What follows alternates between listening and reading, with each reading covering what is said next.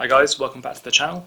In this video we're going to be finding out if you can game on the AMD Ryzen 3200G processor with Vega 8 graphics.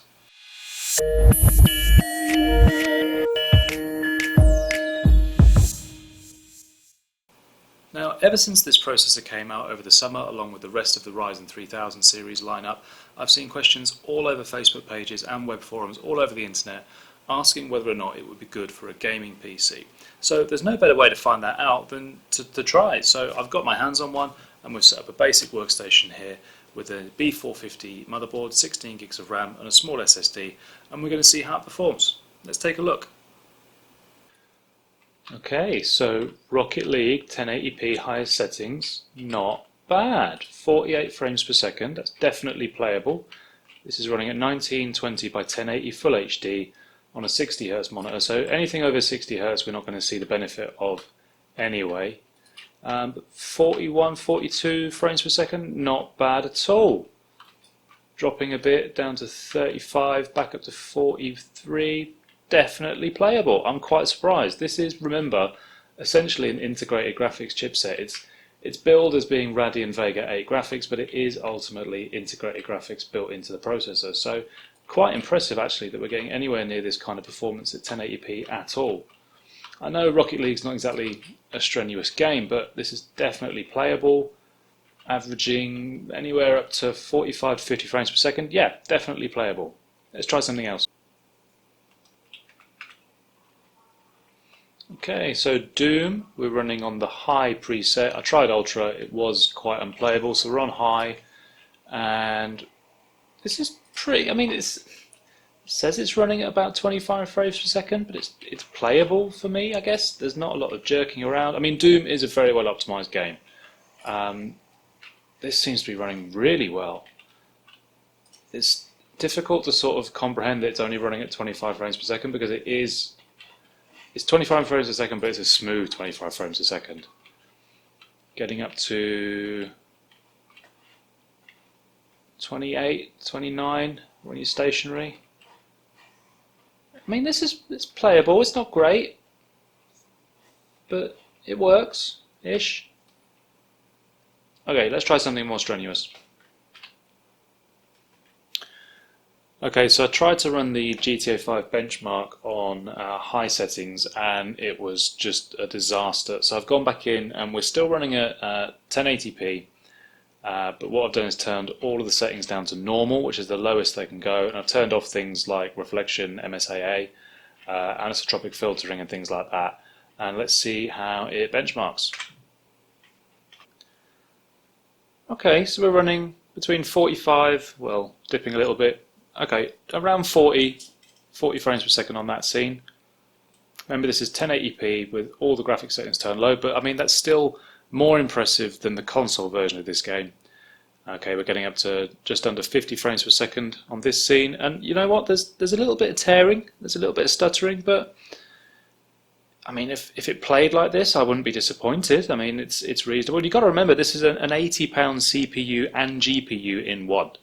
And to get this kind of performance is not bad. Again, 45 to 50 frames per second, a little bit of tearing. Okay, a little bit more tearing on this, but we're around the 50 frames per second mark. It's dropping a little bit now.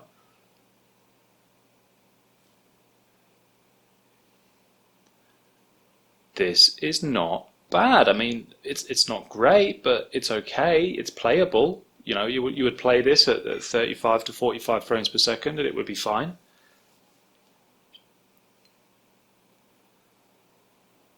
Not bad at all, not too shabby, knocking on 60 frames. So this monitor caps out at 60 Hertz, 60 frames per second. So, you know, with this processor and GPU in one, we're actually getting the best we can get from this monitor on normal settings anyway. I mean, we're not on high or anything, but it works. Okay, so I tried to run the benchmark for Shadow of the Tomb Raider on medium settings and it was just diabolical. It was single-digit frame counts. So I've dropped it down to the low setting and then I've turned off a few extra features. We are literally running this as low as it will possibly go.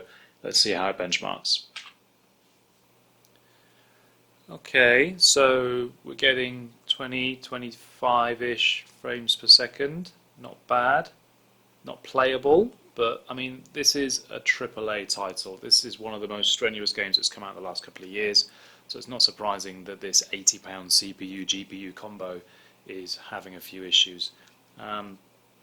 Would you play on low settings at 20 frames per second? Probably not, but we are really pushing now what this CPU is going to be capable of. I'm not surprised at all that it's not performing that well. We've pretty much reached the limit of what it can do. But you know, that's admirable. It costs 80 quid. It's really all you can expect.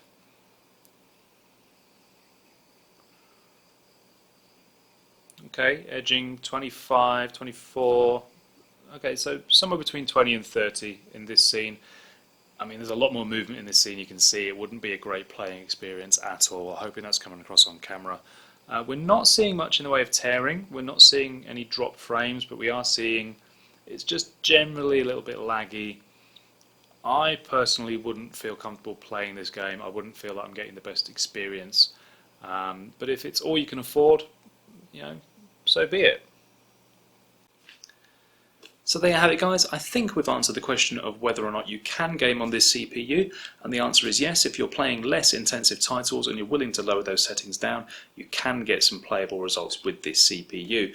Clearly it gets stretched with AAA titles like Shadow of the Tomb Raider, but that's to be expected at this price point. Remember, this CPU and GPU combo comes in at £80, which means that for £300, £350 you could build a pretty decent basic gaming PC. And the nice thing about this is if at a later date you decide you want to add a separate discrete GPU, you can turn off the graphics functionality of this chip and add your separate GPU, and it will work just fine. So there you have it, guys. I hope this video was useful. If it was, please leave a comment and let me know. Like and subscribe. I will be using this CPU not for a gaming PC, but actually for a home server build. So if that sounds like something that might interest you, please make sure you subscribe to the channel and click the notifications button so you're aware when that video comes up.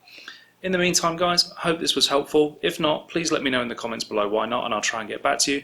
Thanks for watching, and I'll see you again soon. Take care.